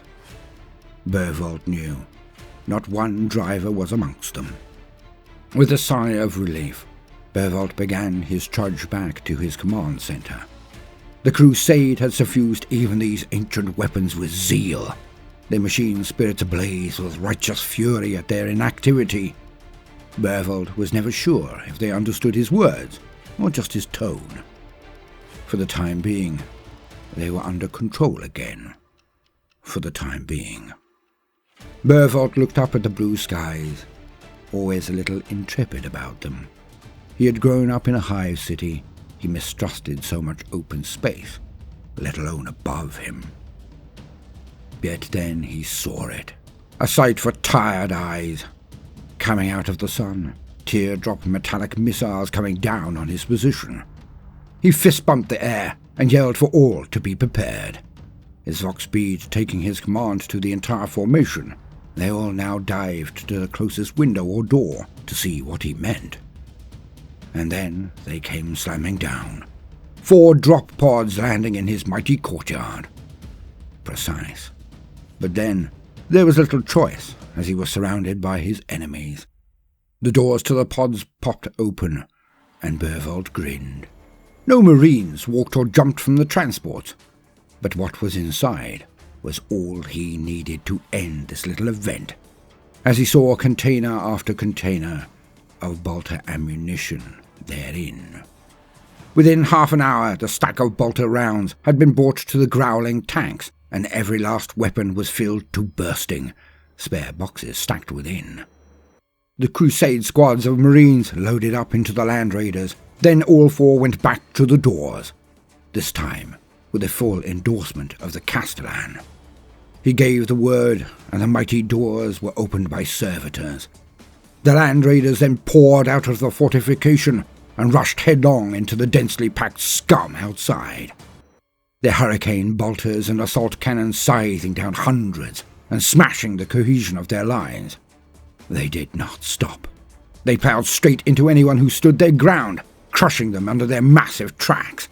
This went on. The slaughter was great. It did not abate until the Land Raiders dug deep within the cultist lines, so far that they were within striking distance of the rebel leadership. Then the ramps went down, and the Crusader squads were unleashed. 16 Black Templars charged down the assault ramps of each Land Raider, slaughtering their way to the flags fluttering only tens of meters away. Chainsaws whirred and power weapons sizzled as they tore through the undisciplined scum. All the while, the Land Raider Crusaders turned to the sides and provided flanking cover. Nothing would stop the Black Templars. Their steeds would not permit it.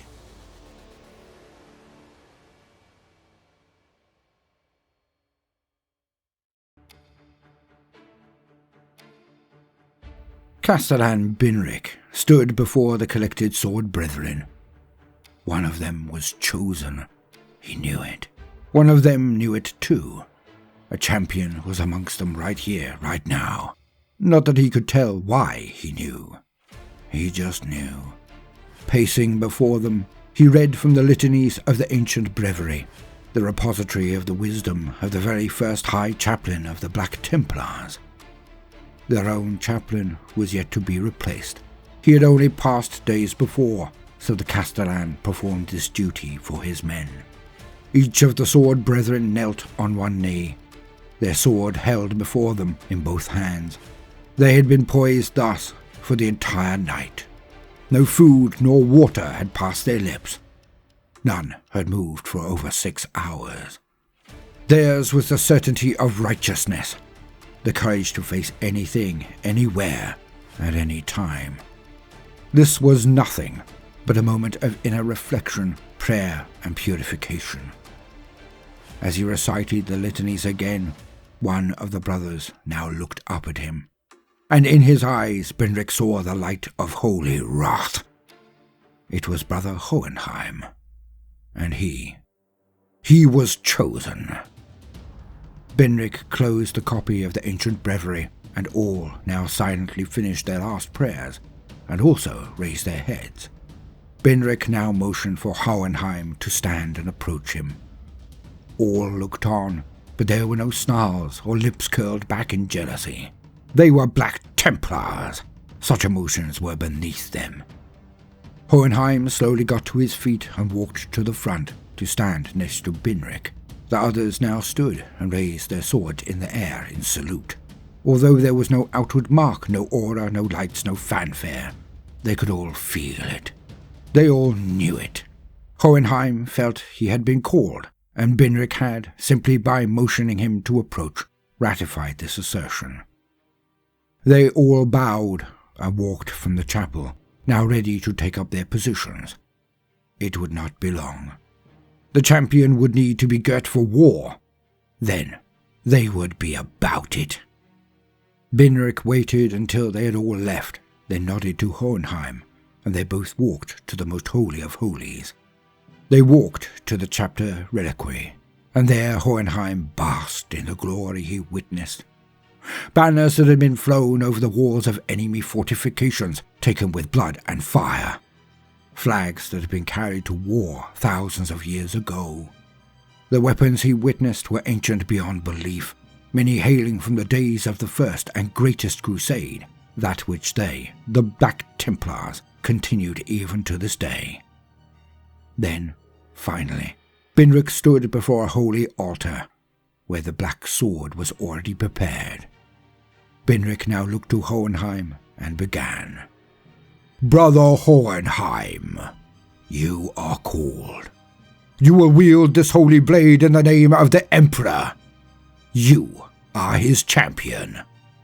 But before you reach for this weapon of righteous zeal, whose edge will carve through the unrighteous, you must know. It is ever the dream of the Templar to be chosen, to wield the weapons of their forebears, the icons of our very faith. Yet, even when one is chosen, one can still fail, if their faith is not enough.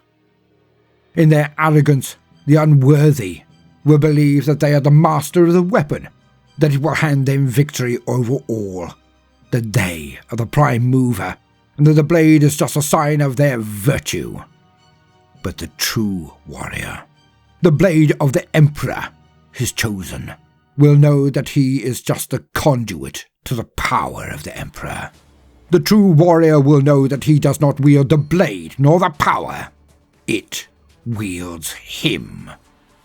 Hundreds before have closed their gauntlet over the sword's grip. Hundreds have carried it to battle, and all that have succeeded have known the one truth. The sword is not worthy of them and their calling, because they have been chosen. It is the sword brother who has, for a short time only, been deemed worthy of carrying this blade to where it needs to be, to strike down that which the Emperor has judged anathema to his will. You must cleanse yourself of pride and purpose, and become a vessel for his might and wrath alone." Hohenheim nodded with purpose. He was ready. Binric could see it in his eyes as he reached forward and closed his hand on the grip of the black sword. He raised it high, then brought it down to the guard position, so Binric could anoint him further. Today, a champion of the Emperor would take the black sword to the surface of this world. There was a greater demon to be dealt with, summoned by witches and heretics. And on this day, the black sword would be drenched in the blood of the unclean.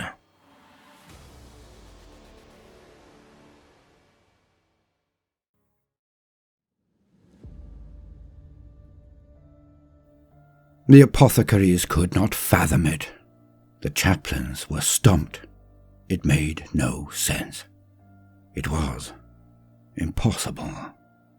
They even gained the assistance of the librarius. Secretly, they looked into his dreams. Unorthodox, but this was a special case. But it did not help. They could not lose Melivor Capensius, not now. He was the last in the chapter. He was a true eternal vigilant, and to lose him now would crush the morale of the entire army.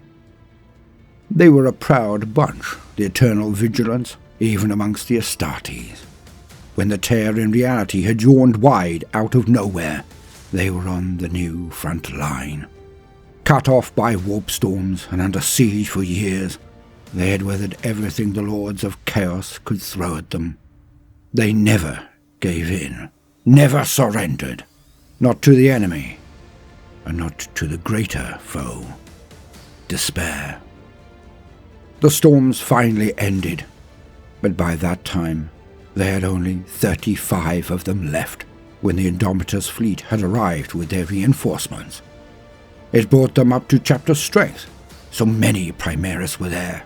It filled their halls again, made their armories and training cages ring with activity. But could it return their heart? Of the 35 survivors, there was only a sergeant and a lieutenant remaining of the entire command staff. So many of their inner traditions gone, so much lost to the enemy.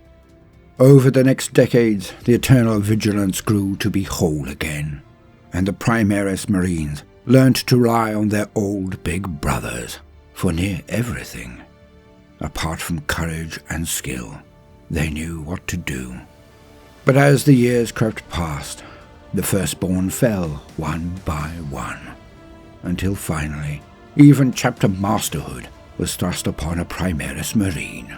A warrior of unimpeachable dignity, confidence, and skill. By unanimous decree, Cadmus Corino was elected, even by the firstborn captains who remained, and he had done well. Cadmus had kept the last captains of the firstborn as long as he could, but they were warriors.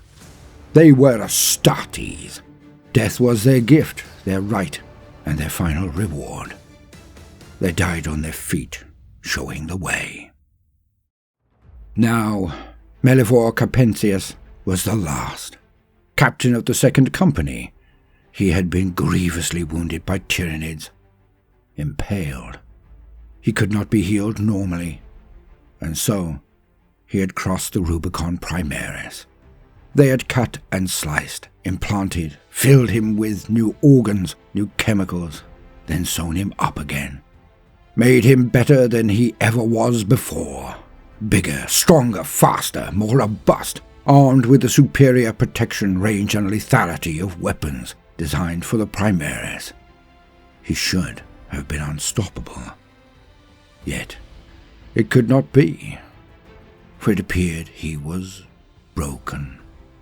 His reflexes were slower, his aggression lacking, his coordination and concentration were off. Too much for him to return to duty in the line, certainly not as captain of the second company. And it made no sense, none. Eventually, the chapter master of the Vigilance had no avenue apart from the one least trod. He would reach out to the one man he knew of that might understand. Demarian Daemon, the chapter master of the Blood Spears. Firstborn, now Primaris. Quite a rarity. They were of equal rank. Daemon had no reason to ignore the request, but no real reason to answer it either. So Cadmus Corino did not really expect a response. And thus, he was shocked when his long and methodical communication elicited a very dramatic one. A tear across reality opened, and out came 2 battle barges, 5 strike cruisers, and scores of attendant escorts. They sent security idents and docked with the chapter star fortress and home of the Vigilance. The Blood Spears had come in overwhelming strength. Chapter Master Demarian Daemon came aboard and traded pleasantries with Chapter Master Corino, but wasted no time whatsoever. He went to see this Marine. In this secluded region of space, the 2 of them were the last of an age gone by. His guard accompanied Daemon, and he was in there long into the night. The next morn, the officers of the Vigilance were agape. They clustered in the viewing box as they witnessed a peerless performance. Record smashing in 3 categories already, as the Marine below rolled and shot, advanced and engaged, moved like lightning, struck like an avalanche. All the while, the huge blood angels stood there, admiring their handiwork, as the vigilant below them performed beyond anyone's dreams. Chapter Master Carino marched into the observation room, and the two leaders met and looked down on the spectacle that was now drawing to an end. Carino watched and asked of his equal, "By the throne, what did you say to him?" The huge blood spear answered softly, "Nothing. I listened. Then I gave him what he needed, one marine to another. You see, when you have fought for hundreds of years, even we Astartes can get set in our ways. So, he just needed something that reminded him of who he was." Damon then turned to Carino. "You showed care for your eldest. It shows character. Not only yours, but that of your entire chapter. Though we are of the blood, and you are of the sons of Ultramar, you can consider us full brothers now, Chapter Master Carino." Cadmus was taken aback. This was no small thing. Beneath them, Melivor Capensius finally stopped his drill and turned, seeing his audience at last, and he smashed his fist into the air in victory as the cogitators harked out his times and accuracy through servitors. They were peerless records. No Primaris of the Eternal Vigilance had even come close to such a spectacle. The cheered response from the onlooking officers of the Vigilance was heartfelt and ecstatic. They had him back. Melivor Capensius was whole again. And the Marine walked to greet them, and each pace brought his armor into better focus and clarity. There were gasps. He was not wearing Mark 10 armor, his helmet, the chest markings, the boots. Chapter Master Cadmus looked to the blood spear and said, "How?" And Damari and Damon smiled at him warmly and explained. 2 centuries after our founding, we had an aspirant so large we could not give him warplate. He was genetically pure, so we sent out the call. We asked the greater fraternity of the Astartes. It took as long as it did back then, but it finally happened. From the first times, a set of warplate as large as he was. He wore it, then a few others over the millennia. I mean no offense when I speak the truth, brother.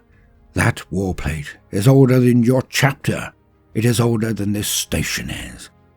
The armor of Artrutius. It was one of our most cherished relics. And now it is one of yours. Melivor Capensius beamed as he marched back to his brothers. He had his skin back. He had his plate. The helm he knew, the gloves he recognized, the boots he needed. He was home. In his oversized Mark 7 warplate, his eagle pattern power armor. And the enemies of the Imperium would lament his return.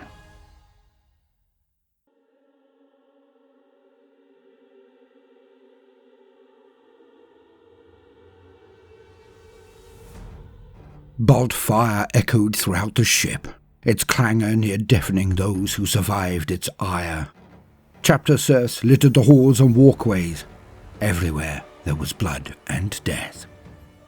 The strike cruiser, Oath of Vengeance, had been patrolling this segment of space for weeks, lurking, hunting, attempting to track down the raiders that came from an undisclosed warp rift somewhere in the locale. Yet, the hunter had become the hunted. While investigating what they thought was another burnt-out wreck, the detritus left by the raiders, they had fallen into a trap. The large cargo convoy seemed to be utterly smashed.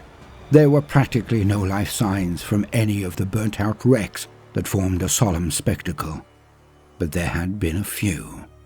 So the captain of the 4th Company had ordered their strike cruiser into the midst of the floating graveyard.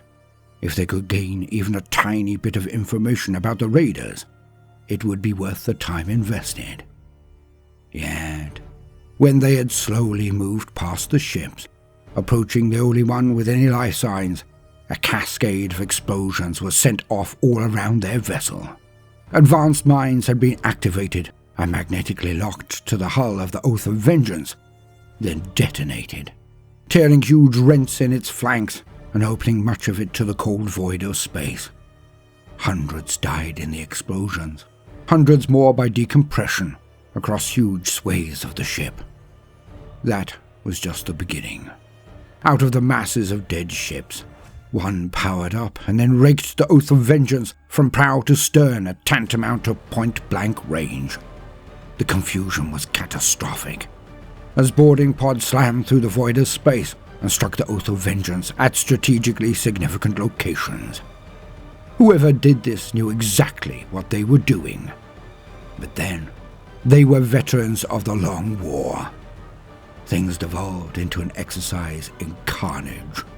Traitor Marines swept the decks and made for the prime points in the cruiser. Being Marines, they knew exactly where to hit, knew the layout of the ship as if they had witnessed its construction. The fate of the entire vessel and all it carried would be decided in mere hours, if not minutes. Squad Serpents Ferris were young, barely out of aspirant fatigues. They had power armor, but only on their chests, with pauldrons, but little else. They were scouts. Despite years of striving, surviving, they were not true Marines of the battle line. Not yet. Unfortunate, as they were now the last line of resistance protecting the engine room. And they knew it. Their sergeant had stormed them up 3 decks and screamed at them to get to this location, but had been shot in the back of the head just as the blast doors were closed. His cranium had disappeared, showering the area with his blood, skull, and brain matter. Only a bolt round could do that. The young Marine scouts now spread out and took up hard positions as best they could, but the vision of their only experienced man laying dead with his head missing did nothing to steady them. They were Marines, so they felt no fear, but none would gamble their last rations against their chances of survival. The massive doorway now began to slowly heat and glow, as the traitor Marines had brought up a melter or other weapon to break down their defenses. It would only be minutes now. The scouts clutched their shotguns tight, preparing to sell themselves dearly. Then a clang rang out from inside this room, and all shifted their eyes and aim to the source. To one side, a hatch in the deck opened. With relief, the scouts saw the head and then shoulders, then all of him, as Vispus pulled himself through a hatch that seemed way too tight for such a Goliath. He must have crawled through the ducts for at least half a mile to get here. Vispus now stood and looked at each of them, gaining eye contact and nodding to each man. He did not speak. He was forbidden to do so, as he was not yet a full chaplain.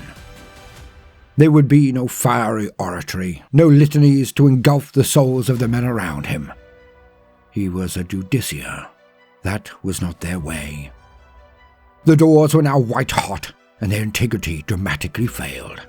Like a mirror made of water, the doors just washed downwards in a pool of sparks and liquid slag. All others hunkered down and prepared to fire at whatever came through it. Not Vispus. He stood there, a few paces to the side of the door, his blade tapping against his boot, as if he were bored of their tardiness, impatient for the fight. The last golden liquid fell down, and then in they came. Black armor, gold trim, warplate of patterns not seen on even the most celebrated veterans of the chapter. Old armor for old foes. Chaos traitor space marines. Men who were used to bullying and destroying cowards, it seemed, for they did not check their flanks as they dove into the room. Not one. How heady on victory they must have been.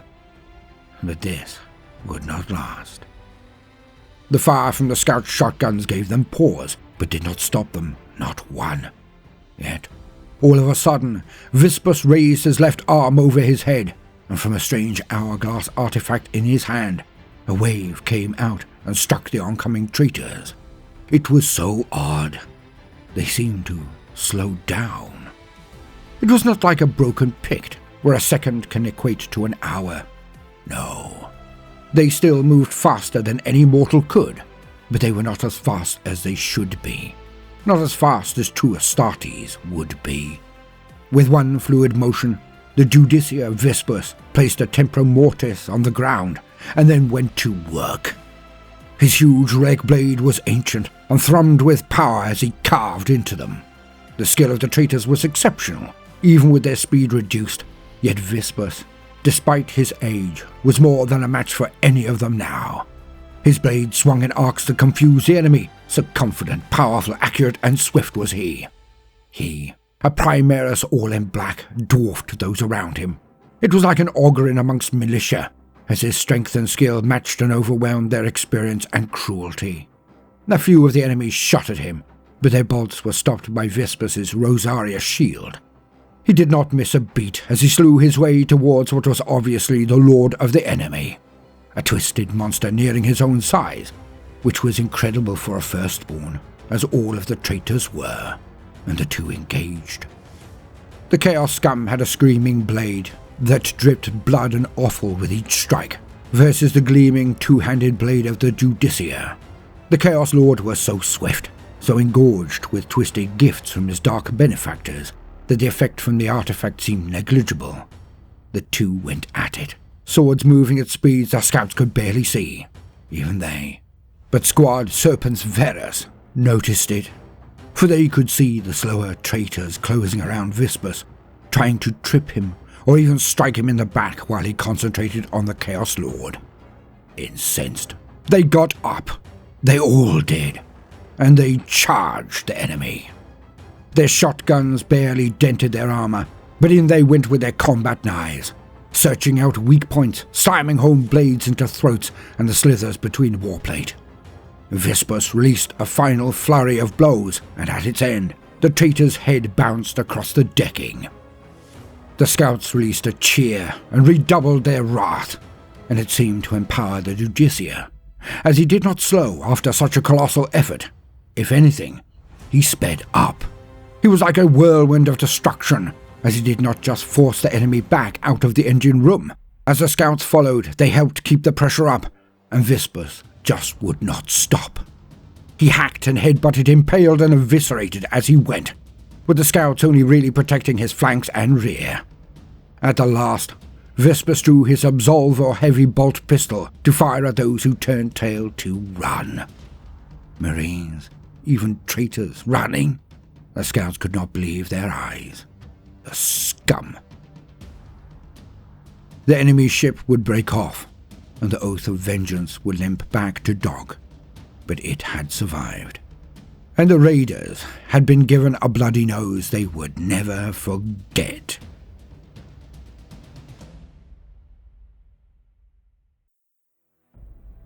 I have been Baldermort, your faithful servant. If you have enjoyed these stories, then do consider liking and subscribing, and tipping with a super thanks if I've earned your bounty this day. There is a link to the patron in the video description also, if you feel that generous. But more importantly, now, no matter what you do today, do try to make some time for fun. Toodaloo.